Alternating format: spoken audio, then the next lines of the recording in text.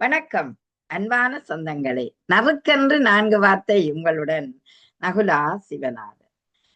இன்றைக்கு எங்கட வாழ்க்கையை எடுத்துக்கொண்டோம்டா மிக மகிழ்ச்சியாகத்தான் வாழுகிறோம். இந்த வெள்ளப்பனி இன்று கொட்டி கிடக்கிறது. அந்த வெள்ளப்பனி கொட்டி கிடக்கும் போது அதன் அழகை ரசிப்பதற்கு ஆனந்தமாக மனதில் இருக்கின்றது. காரணம், அந்த வெள்ளை ஒரு தூய்மையை எங்களுக்கு தருகிறது, ஒரு நேர்மையை எங்களுக்கு தருகிறது, ஒரு உண்மையை சொல்ல வைக்கின்றது. இந்த நிலையில தான் எங்களுக்கு ஒரு விடயம் வருகிறது. இந்த புரிந்து உணராத தன்மையும் விட்டு கொடுப்பில்லாத இந்த வாழ்க்கை. ஏன் நாங்கள் விட்டு கொடுக்காம வாழுறோம், அல்லது புரிந்துணர்வு இல்லாம ஏன் வாழுறோம் என்ற ஒரு கேள்வி இருக்கின்றது. சில சில நேரம் குடும்பங்களுக்கிடையே சில மனக்கசப்புகள் வரும். உங்களுக்கும் வருகிறது அல்லவா?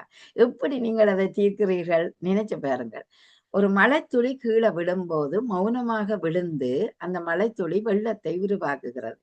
அதுபோலத்தான் எங்களுக்கு ஒரு சிந்தனையும் திடீரென வந்து அந்த சிந்தனை முளைத்து சிறப்பான ஒரு செயலாக்கம் நடக்கிறது. அந்த செயலை நீங்க குடும்பமாக இருந்தால் இருவருமே அதை பகிர்ந்து கொள்ள வேணும்.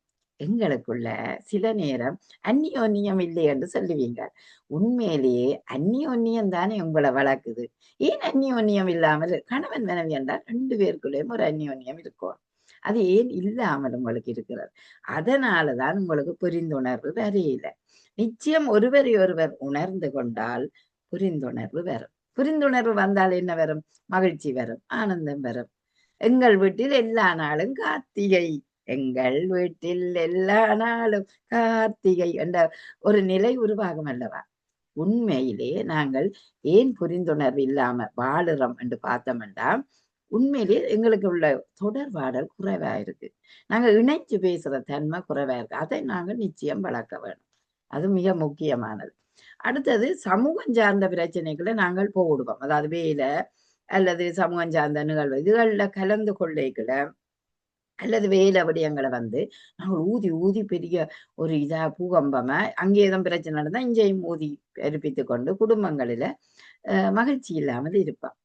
அதையெல்லாம் நீங்கள் கொஞ்சம் பேசி மகிழ்ச்சியாக அதை தீர்க்கிற முறைக்கு கொண்டு வாருங்கள். குழந்தைகளோட அன்பாக பேசுங்கள், விட்டு கொடுங்கள். அவர்களுடைய தன்னம்பிக்கையான துணிவான முயற்சிகளுக்கு நீங்கள் ஈடுபாடு கொடுங்கள். இப்ப பாருங்கள், நீங்க புரிந்துணர்வு இருக்குத்தானே உங்களிடம்? அந்த புரிந்துணர்வை வளர்க்க வேணுமென்றா சில நேரங்களில கீழ் நோக்கியும் நீங்கள் செல்ல வேணும், சில இடங்கள்ல மேல் நோக்கியும் செல்ல வேணும். ஒரு முடிவுகளை எடுக்க அநேகமாக குடும்பத்தில் ஒரு தலைவன் முடிவெடுத்தால் தலைவியும் அதற்கு இணைந்து போக வேணும். இல்லாட்டி அந்த முடிவுகள் எடுப்பதுதான் சரியான கஷ்டம். எல்லா வீட்டிலுமே அது இருக்கு. அந்த முடிவுகளுக்கு ஒத்து போகக்கூடிய ஒரு மனநிலையில் எல்லோரும் இருந்து சேர்ந்து அதை பேசி அதுக்கேற்ற முடிவுகளை எடுத்து பாருங்கள். புரிந்துணர்வான வாழ்க்கை எப்போதுமே மகிழ்ச்சியை தரும். அதாவது நாங்கள் இந்த புரிந்துணர்வு உருவாக்க கொஞ்சம் நேரம் செலவழிங்க. அவர் என்னோட நேரம் ஸ்பெண்ட் பண்ணல என்று சொல்லுவினோம்.